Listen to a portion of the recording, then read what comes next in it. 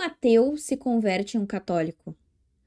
Não seria mais lógico alguém que acredita em algo sobrenatural, algo que não pode ser comprovado cientificamente, se debruce sobre os estudos e acabe virando, por meio da lógica e da inteligência, um ateu? Pois é, se você se faz essa pergunta, saiba que ela fez sentido para mim, muito sentido para mim, durante vários anos. E a resposta que eu encontrei até agora é o que eu trago aqui nesse vídeo.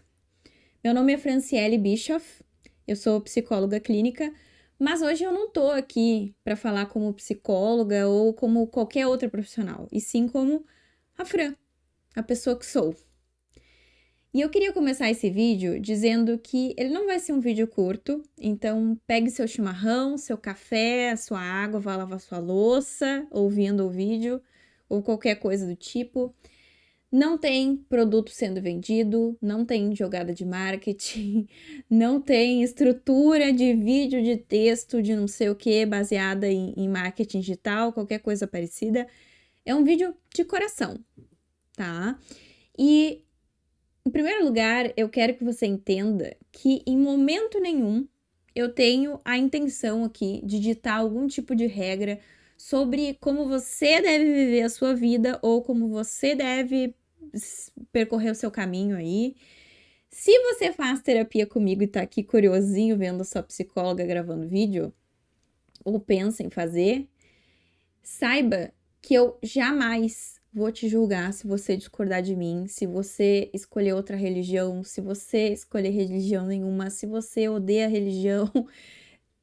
Eu não vou tentar te convencer, eu não vou tentar te converter. Saiba que eu respeito você e os seus valores, tá? E na terapia é isso que interessa, não interessa o que a psicóloga acha, tá bom? Esse vídeo não é sobre encontrar respostas cravadas na pedra, é a minha história, a minha experiência, que pode ou não gerar algum tipo de identificação em algum ponto com você, e que pode ou não servir de inspiração ou mesmo de reflexão para você, tá bom? Então, eu quero começar do começo aqui, tá?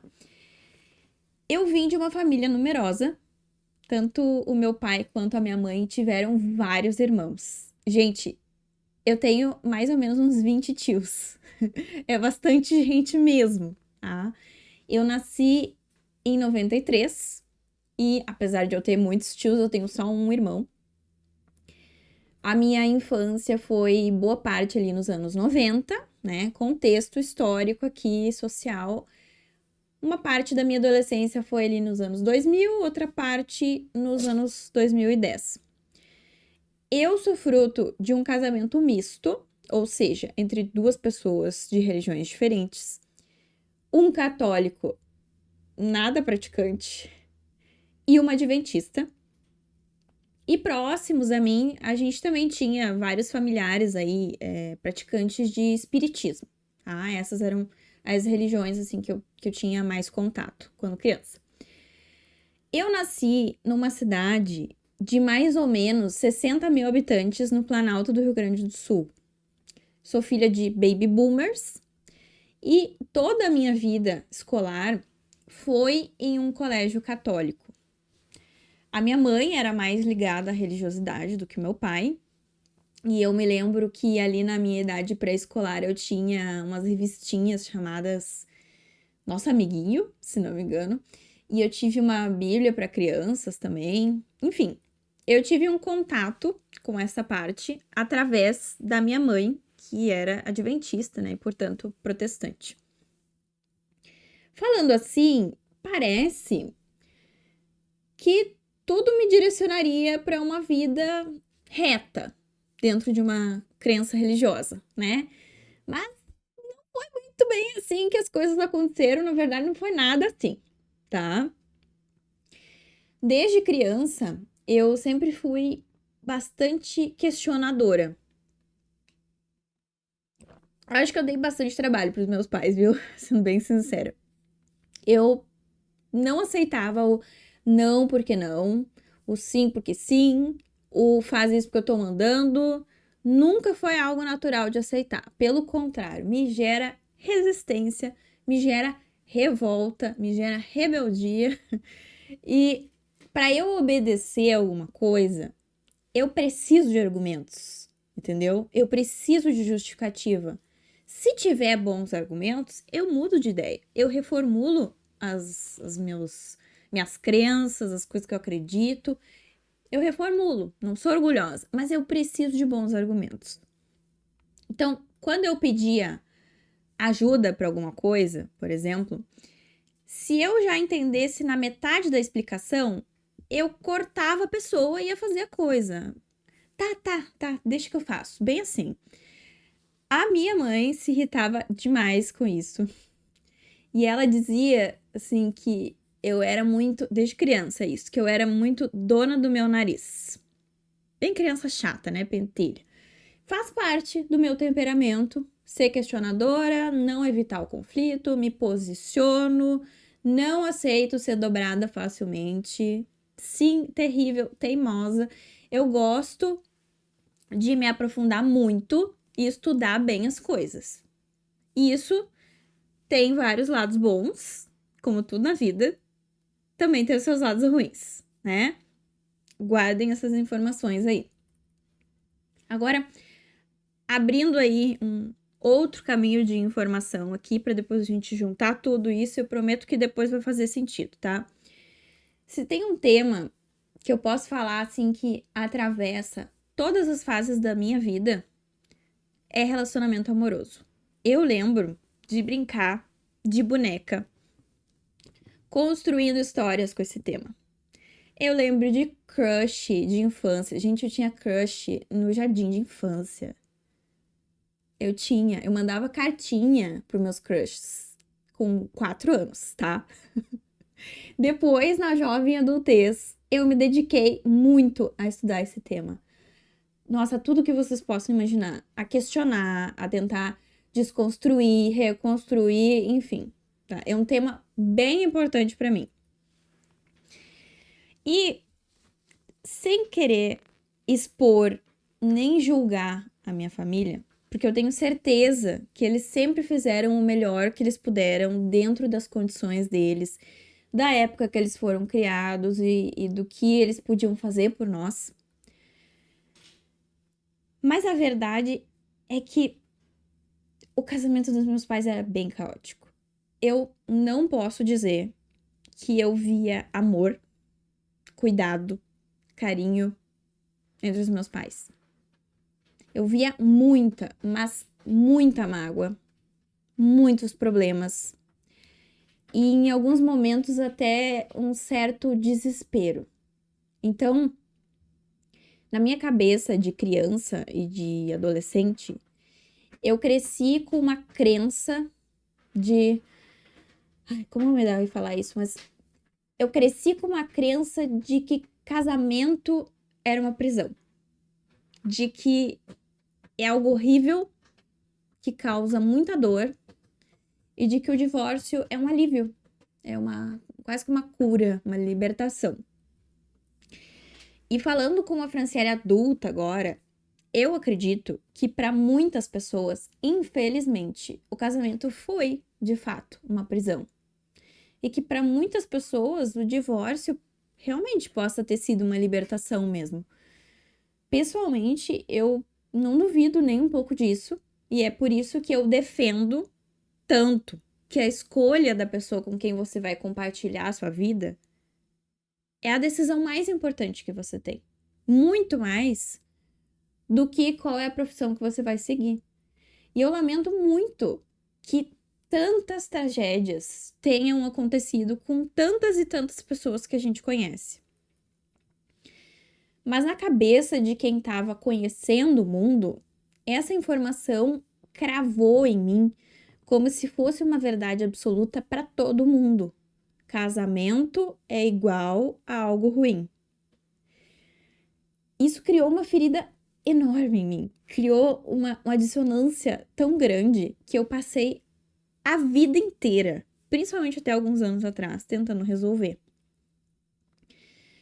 E como se não bastasse essa ferida em torno do casamento, infelizmente, eu tive uma péssima relação com minha mãe.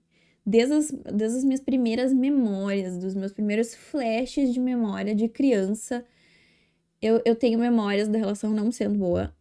A relação só piorou até que uma série de coisas aconteceram e eu, muito jovem ainda, tá? Antes da minha maioridade, eu me afastei completamente e eu aceitei que não ter uma mãe ia ser melhor do que a opção que eu tinha, infelizmente. E isso criou uma outra ferida enorme em mim. Não é fácil de aceitar uma coisa dessas, né, gente? Eu imagino que vocês devam pensar isso, que não é fácil chegar nessa conclusão, ainda mais tão cedo. Isso criou uma ferida em relação à maternidade, em relação à família, em relação à feminilidade, em relação à religião e uma série de coisas. E eu quero que vocês entendam que na nossa cabeça, na nossa maturidade aqui de adulto, é muito mais fácil não misturar as coisas. Mas na cabeça de uma criança que está descobrindo o mundo, isso se funde muito, entende? Se uma criança associa que isto é bom, isto é ruim, tudo aquilo que está no entorno e que caracteriza esse isto ganha também essas qualidades de bom e de ruim. Nós estudamos isso na psicologia dentro da teoria das molduras relacionais, ou RFT, para os nerds aí de plantão que tiverem curiosidade sobre o assunto. Isso já é um fenômeno que acontece nos adultos. E é algo ótimo, tá? É algo que nos faz ser absolutamente inteligentes.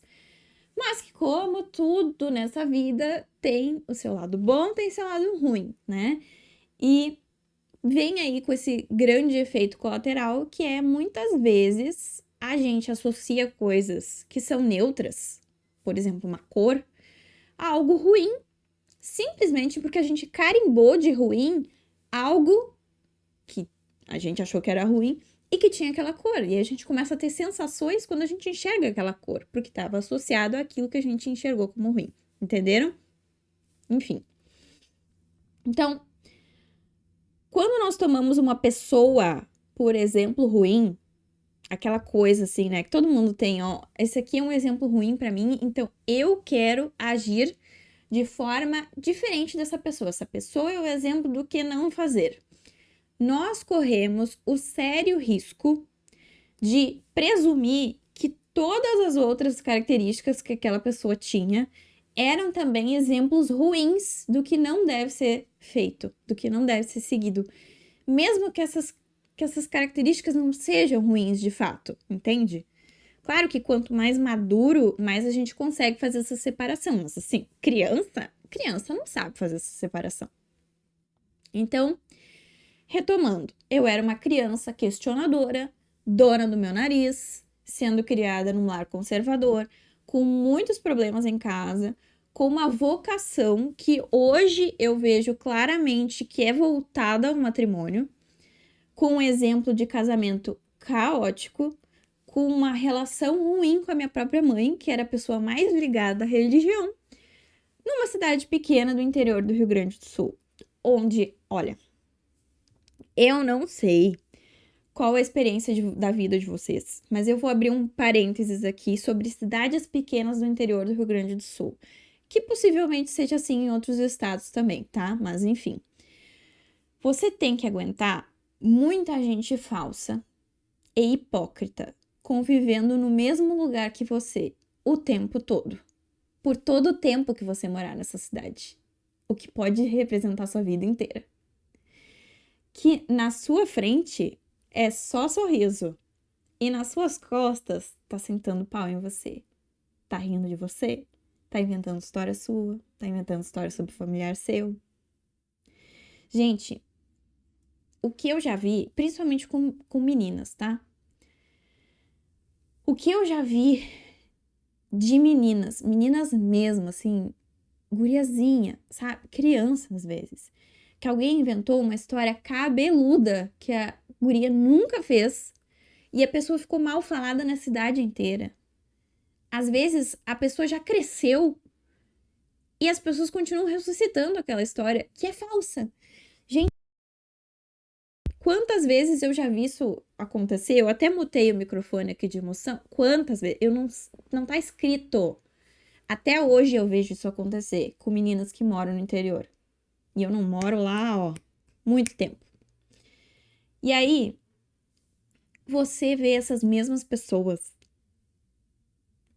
indo na igreja, falando de Deus, que me perdoem a expressão,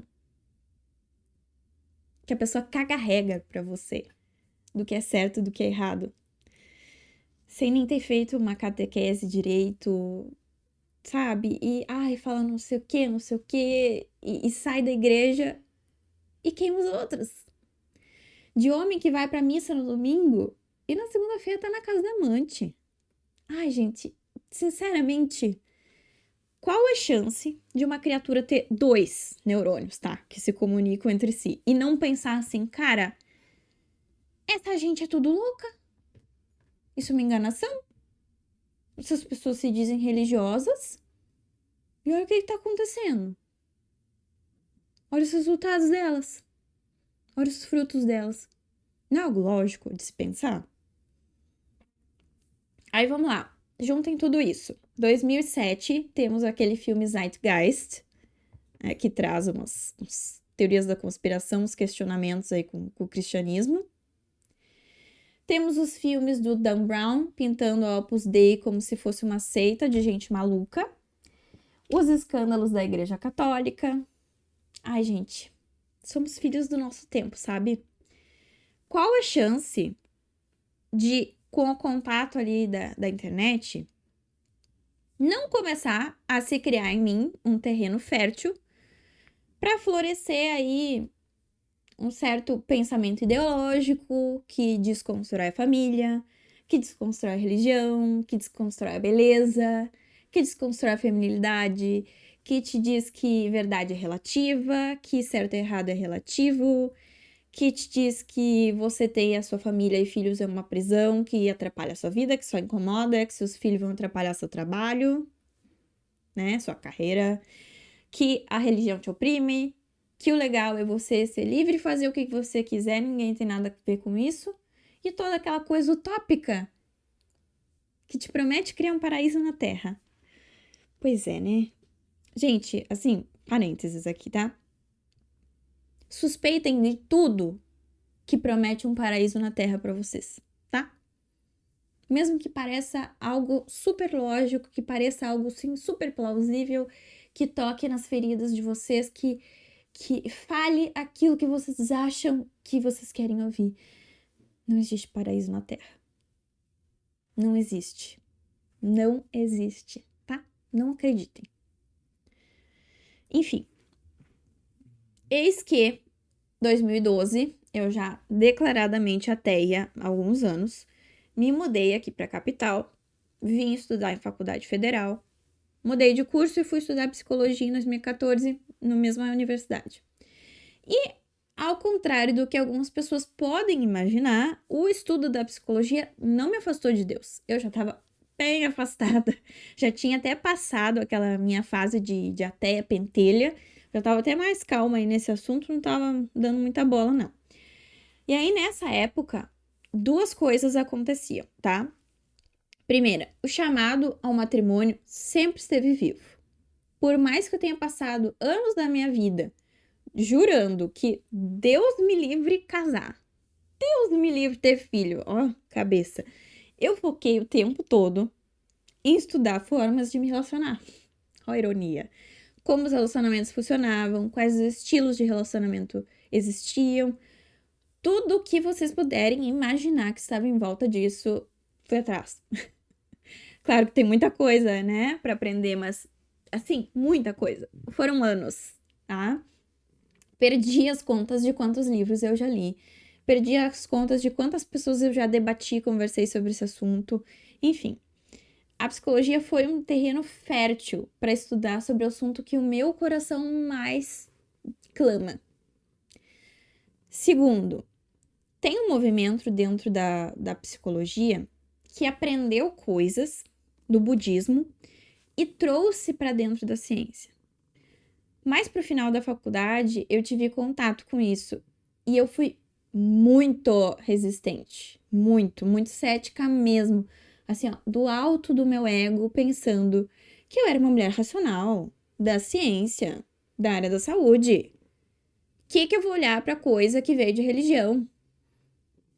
Bem aquela ideia tonta de que ou você escolhe a religião ou você escolhe a ciência. Um dos dois, sabe? Nada a ver. E aos poucos eu fui cedendo e comecei a me abrir um pouquinho mais para a ideia de que se esses conhecimentos já existiam há milênios e eu ali com meus 20 e pouquinhos anos, quem sou eu na fila do pão? Poxa, será que não tem nada ali para me ensinar? Né?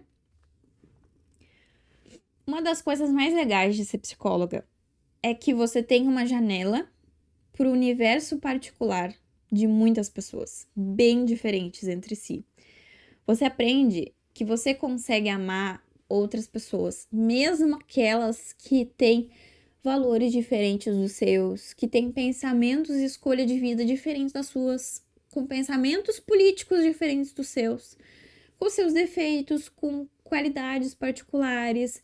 Você aprende não só a amá-las, mas a entender elas, ajudar elas dentro das suas próprias vidas, dentro dos seus próprios valores. É um ato de serviço mesmo. Mesmo que tenha ali um serviço que envolve remuneração, né? Ainda assim, amor e parceria não é comprável. A entrega não é algo possível de ser comprado. E esse ato de serviço é algo que ensina muito. Quem quer ser ensinado, né? Porque tem gente que não se entrega e não aprende, mas enfim. A gente aprende que nem tudo é sobre nós, que nem tudo é sobre aquilo que a gente acredita, que nem sempre o modo que a gente jura, né, que é o certo e que a gente escolhe viver é o modo correto. E que não é que o certo e o errado não existam, mas que dentro do conjunto de coisas que a gente pode dizer que é o certo, tem vários sabores ali dentro. E que também nem tudo é sobre certo e errado. Muitas vezes um vai gostar de sorvete de chocolate e o outro vai gostar de sorvete de baunilha e tá tudo certo, né? É uma experiência que faz a gente questionar as nossas certezas. E se manter, não digo duvidando de si mesmo, mas que te faz pensar de onde vem aquilo que eu acredito e que eu levo como verdade. Então, para mim, o último ano da faculdade foi um ano especial. E um ano muito difícil também, porque eu abri a caixa de Pandora. Eu comecei a atender pessoas, eu comecei a fazer terapia, eu convivi com pessoas de fora da minha bolha. Tive que me abrir para várias coisas diferentes. A responsabilidade da formatura chegando, meu córtex pré-frontal estava nos últimos estágios de maturação e eu quebrei. Eu quebrei. Peço desculpas para quem conviveu comigo em 2018, porque eu simplesmente quebrei nesse ano. Eu quebrei. Devo ter sido uma pessoa bastante difícil de conviver, para ser sincera. Eu acho que se teve uma semana que eu não chorei, foi uma vitória. Eu entrei numa crise, numa quebra, que foi extremamente necessária para que eu me tornasse quem eu sou hoje. De onde vem aquilo que eu acredito e que eu levo como verdadeiro? Essa pergunta me fez perceber o quanto eu estava agindo em função das minhas dores, das minhas faltas. Me fez perceber toda a arrogância de adolescente. Quanta coisa eu concluí só porque alguém me falou que era assim. Quanto espantalho eu bati que não existia. Quanta coisa eu errei por aquilo que eu falei antes, né? Do erro que a gente comete quando associa coisas neutras a pessoas ou coisas que a gente considera como ruins. E de 2018 a 2023, muita coisa mudou dentro e fora de mim, especialmente 2020 em diante, eu diria. 2018 a 2020 foi praticamente crise atrás de crise, muita coisa teve que desmontar dentro de mim para começar a construir. E certas coisas, quando a gente desmonta, a gente não sabe mais nem quem é direito. E em 21, 22 e 23 em diante, começou a se construir aí quem sou eu hoje e quem vou me tornar no futuro, né? Quem me acompanhou durante esse tempo viu a minha aparência mudar, viu a minha postura mudar, viu o meu posicionamento político mudar, a minha visão de mundo mudou muito, muito em várias áreas da vida. Teve um aprofundamento filosófico, um aprofundamento no meu autoconhecimento. A relação com meu pai melhorou muito. Eu resgatei coisas da minha história familiar e progressivamente eu fui aprendendo a curar as minhas feridas, muitas ainda a curar, mas eu fui reconhecendo aquela vocação que estava dentro de mim desde pequena e que por tanto tempo foi motivo de mágoa, de desconforto, de insatisfação. Os meus valores familiares foram resgatados, não de uma forma imposta, mas de uma forma que fez sentido para mim. E eu mudei tanto, graças a esse reconhecimento da minha vocação mesmo. A vontade que eu tenho de formar uma família, mas uma família digna, uma família saudável, com amor, com filhos bem educados, com um marido que me ame, que seja um homem de verdade. E eu sendo uma esposa decente, né?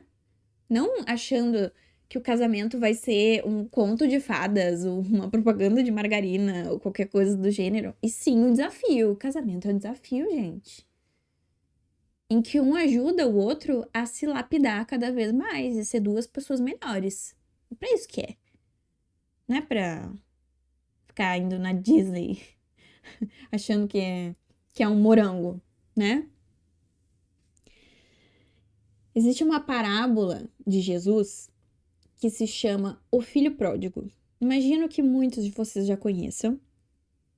Quem não conhece, por favor, dá um Google aí e leia. Eu até pensei em ler aqui, mas aí eu acho que esse vídeo vai ficar ainda maior do que já vai ser. Olhem o quão longe um filho pródigo pode ir antes de começar a voltar. Até 2023, eu confesso que eu não tocava muito no tema de espiritualidade. Quando eu olhava aquelas rodas da vida, sabe aquela roda da vida, assim, que tem acho que 7 áreas da vida, para você dar uma notinha, ver o que tá o bom na sua vida ou não, e daí começar a trabalhar naquilo, sabe? Uma ferramenta que existe aí. Se você não sabe, dá um Google. Eu riscava a parte que diz religiosidade, espiritualidade. Porque eu dizia para mim mesma que não era importante na minha vida. Eu tinha deixado de me dizer até há alguns bons anos. Mas daí eu dizia pros outros, ai, eu não sei se eu acredito ou não.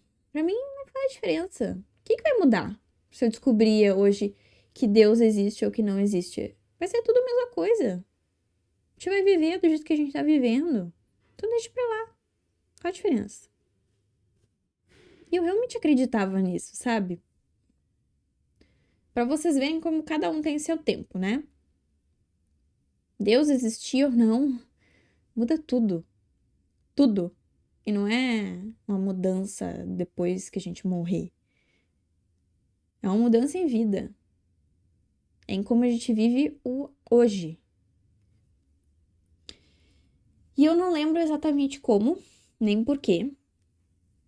Mas no primeiro semestre de 2020, eu comecei a seguir um cara do marketing digital chamado Ícaro de Carvalho. Acho que eu comecei a seguir ele por conta do marketing digital mesmo e fiquei interessada nos stories dele. É um cara que tem família, hoje ele tem 5 filhos, já tá com a mulher dele há quase 20 anos. E eu tento pensar que, bom, não vou ficar só aprendendo com os exemplos ruins, né? Vamos aprender com quem tá dando certo aí, né? E eu, sempre muito interessada no tema de relacionamentos, fiquei consumindo o conteúdo dele, achei muito bom, inclusive. E nessa mesma leva, eu conheci uma moça chamada Laura Cortez, que hoje ela nem tá mais produzindo conteúdo, ela casou, teve filho, a vida foi para outro caminho, enfim, né? E ela também produzia conteúdo sobre relacionamentos. Essas duas pessoas me ajudaram a abrir os olhos para um monte de coisas e a remodelar o meu olhar sobre relações que são verdadeiramente saudáveis, que são verdadeiramente equilibradas e que são honradas entre homem e mulher. A esses dois, se um dia ouvirem esse testemunho, duvido, mas se um dia vocês ouvirem, saibam que eu sou muito grata. Vocês contribuíram com essa mudança de vida. E eu não estaria aqui fazendo esse vídeo se não fosse graças ao toque aí que eu recebi de vocês. E as nossas vidas terem se cruzado, mesmo que vocês não saibam quem eu sou. E uma das coisas que esses dois contribuíram foi os seus relatos sobre Deus e sobre o catolicismo, sempre relacionando isso aos relacionamentos e à família. E eu nunca vou esquecer do Ícaro falando que, mesmo que nada disso existisse, que Jesus fosse apenas uma alegoria, que ainda assim ele criaria os filhos dele dentro do catolicismo. Ele falava sobre o ceticismo dele em relação a várias coisas, que ele ainda tinha que aprender muita coisa, e como ele percebia que a Igreja Católica tinha uma espécie de mapa para várias coisas. Que a Bíblia era um conhecimento de anos e anos, gerações e gerações, que cometeram vários e vários erros e acertos, e que as pessoas foram escrevendo sobre essas coisas numa série de livros que duraram muitos anos para serem construídos e que foram curados e se tornariam o que a gente conhece como a Bíblia. E essas coisas começaram a me deixar intrigada, sabe? Como duas pessoas tão inteligentes, que demonstravam tanta profundidade em vários assuntos, seriam católicas. Porque até então eu tinha essa visão de que a lógica não nos faria chegar até Deus. E sim, aquela fé boba de acreditar só porque alguém disse, sabe? E daí agora vem duas pessoas me falar que se converteram pela lógica, pela razão. Como assim? Como eu disse, né? Eu gosto de ir atrás das coisas, de estudar, de entender. Eu não gosto de fazer só porque alguém faz. Eu não gosto de acreditar nas coisas só porque alguém me disse. Especialmente depois de perceber os contos do vigário que eu caí. Sou cética até com o estudo científico, que a gente sabe que muitas vezes são de má qualidade e cheio de viés. E aí o testemunho deles, as histórias, as pequenas pílulas de pensamento, de ensinamentos, aos poucos isso foi semeando a dúvida. Os questionamentos foram cozinhando dentro de mim a vontade de olhar para isso. Eu fiquei com essa pergunta dentro de mim. Como pode ateus, pessoas inteligentes, que estudam, que, sei lá, são pessoas da ciência, como pode essas pessoas se converterem ao catolicismo? Isso sempre foi uma coisa que me deixou muito intrigada. Porque, como eu tinha outras coisas para me preocupar, no caso, eu tinha que trabalhar, tinha que desenvolver enquanto pessoa e tal, eu deixei sair de lado, entendeu? Ficou aqui dentro cozinhando, mas eu deixei de lado. E aí, em 2023, eu tive que fazer uma viagem para Europa, meio às pressas. E aí eu decidi, já que eu tô indo para lá mesmo, vou aproveitar, né? Vou passear em alguns lugares que eu tô a fim de ir. E o lugar por onde eu escolhi voltar para o Brasil foi por Roma. E eu escolhi ir pra Roma por quê? Poxa, Roma é uma cidade que dispensa muitas apresentações, né? Pensem na riqueza dessa cidade em termos de história. Eu queria ver o Panteão, o Coliseu, a Fontana de Trevi. É uma das cidades mais importantes da história da humanidade, né, gente? Era uma viagem histórica, uma viagem para ver beleza arquitetônica, artística, construções de sei lá eu quantos mil anos. E como eu tava em Roma, por que não visitar o Vaticano, né? Tá ali. Gente, pense numa pessoa teimosa. Olha, Deus se esforçou para me converter, viu? Precisou me levar pro Vaticano para eu começar realmente a ir atrás das coisas. E ainda assim eu demorei um pouquinho mais. Eu fui teimosa. Eu fui na Capela Sistina não porque era o local onde se escolhe o Papa, e sim por causa da arte da história. Eu queria ver as pinturas lá de Michelangelo. Eu não sabia, mas eu estava sendo pescada pelo transcendente através de um dos seus pilares, a beleza. Procure pelos transcendentais aí no seu Google. A verdade, a beleza e a bondade são muito falados dentro da filosofia, tá? Eu fui fisgada pela beleza. A beleza do mundo nos leva a transcender e se relaciona com a busca pela verdade e pela bondade. Eu voltei ao Brasil e, em um dado momento, não lembro muito como isso aconteceu, mas eu abordei um conhecido meu que era ateu e que tinha se convertido para o catolicismo depois de adulto. Ainda com a pulga atrás da orelha sobre como um ateu se converte para o catolicismo, não seria o oposto? E esse conhecido então me apresentou o Guilherme Freire, falando sobre a conversão dele em alguns podcasts. E ele me apresentou também um livro chamado A Última Superstição, uma refutação do neoateísmo, de Edward Feser. Esse livro me deixou bastante intrigada, porque, entre outras coisas, ele falava de autores que eu conheço.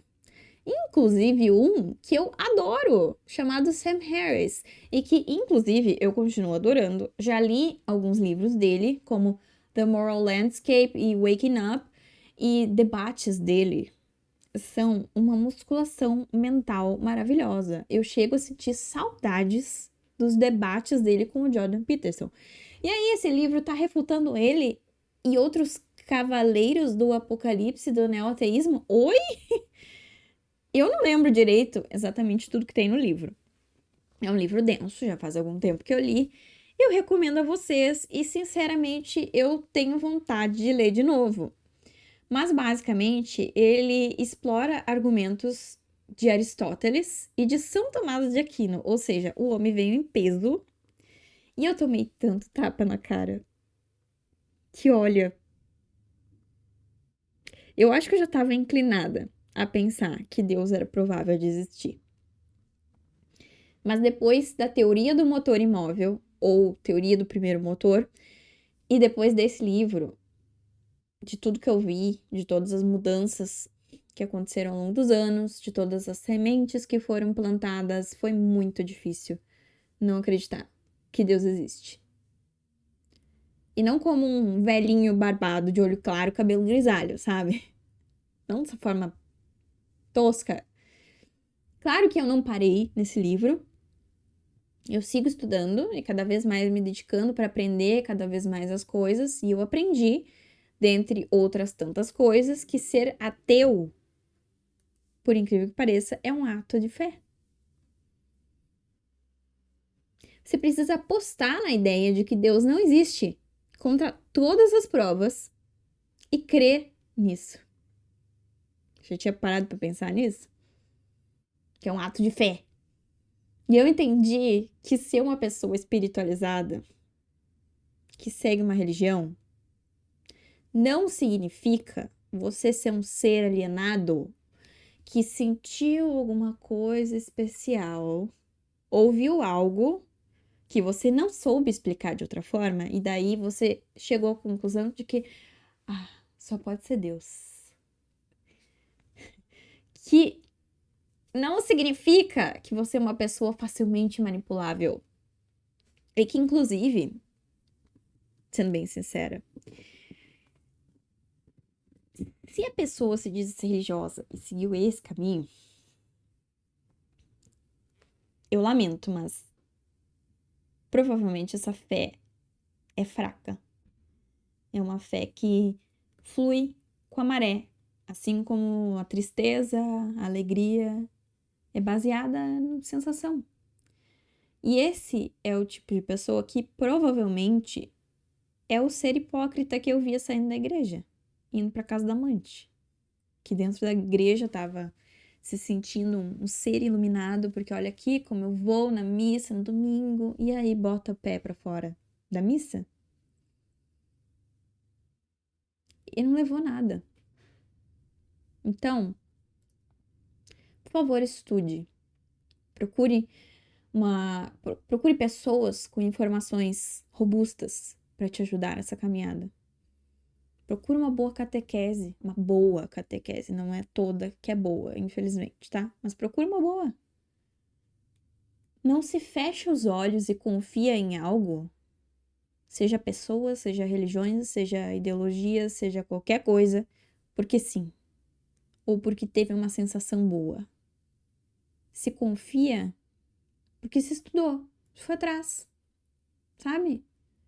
Porque se é um ser humano inteligente, você usou isso aqui para alguma coisa. Você procurou a beleza, a bondade e a verdade.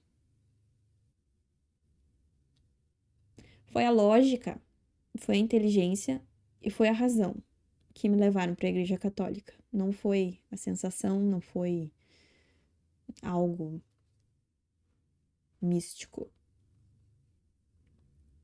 E assim, em 2023, eu fiz a minha primeira confissão, depois de mais de uma década sem pisar numa igreja. Foi bastante coisa. E eu vesti as sandálias da humildade de que eu sei muito pouco. Eu tenho muito mais para aprender ainda.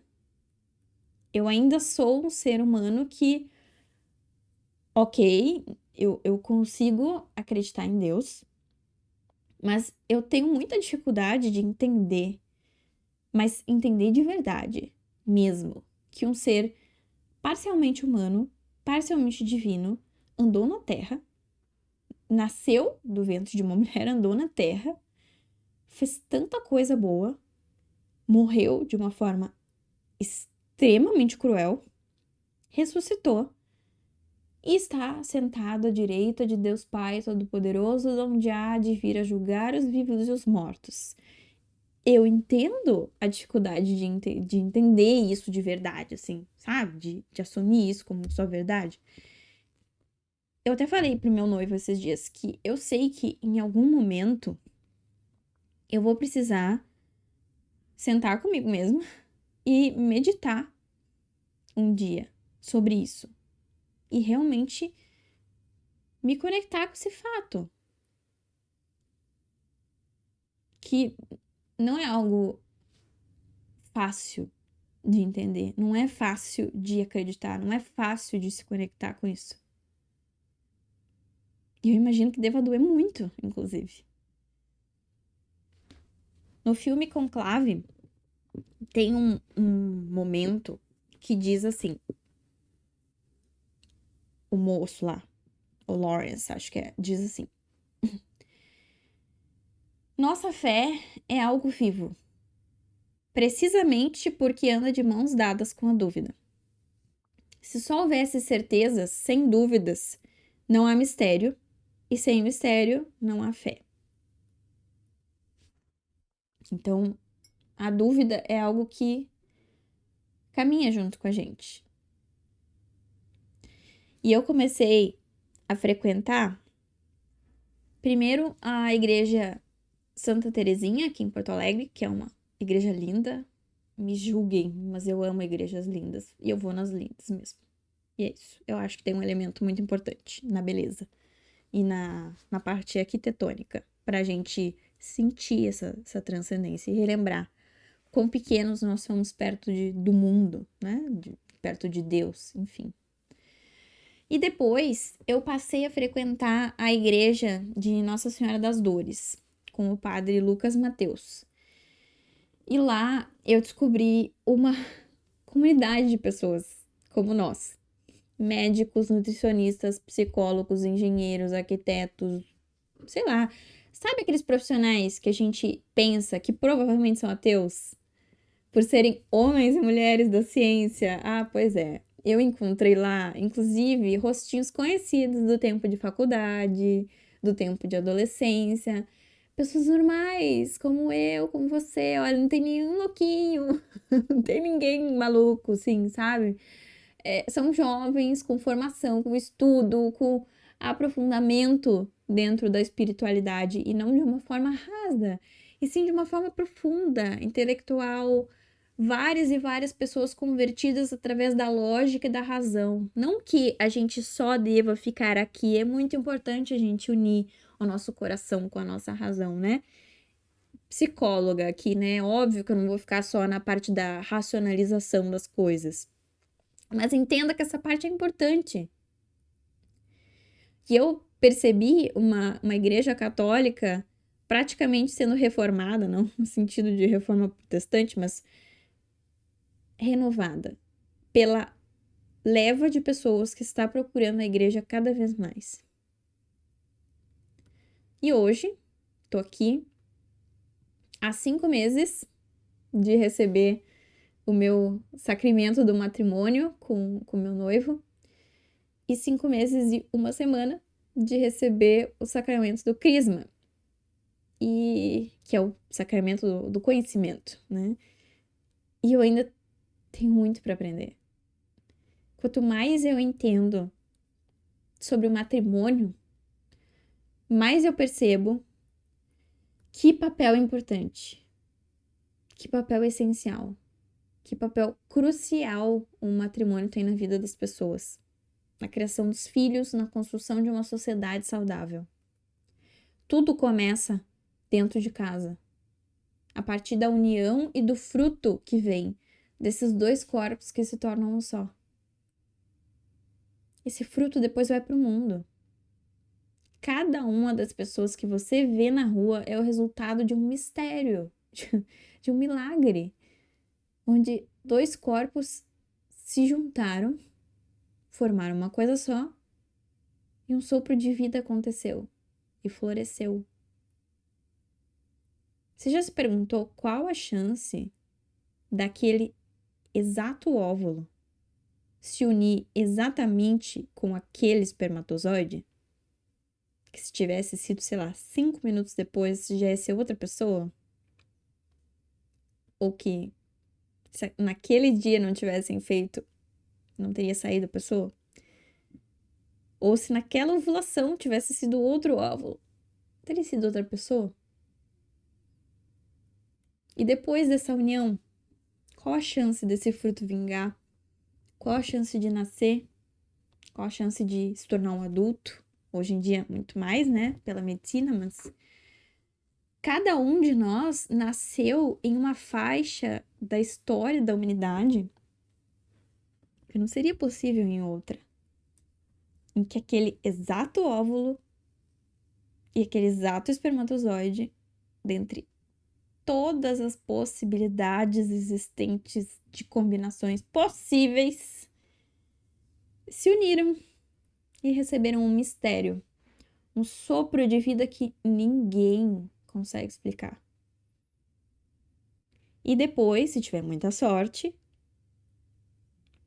foi amado, foi lapidado pelos pais, foi educado e andam aí pelo mundo, na fila da padaria da esquina aí da sua casa, mexendo no celular, trombando nas pessoas. Cada vez que eu aprendo mais e entendo por que os ensinamentos são como são, porque é que a igreja ou a Bíblia orienta que as coisas sejam de tal forma, por que a igreja se posiciona da forma que se posiciona sobre certos assuntos.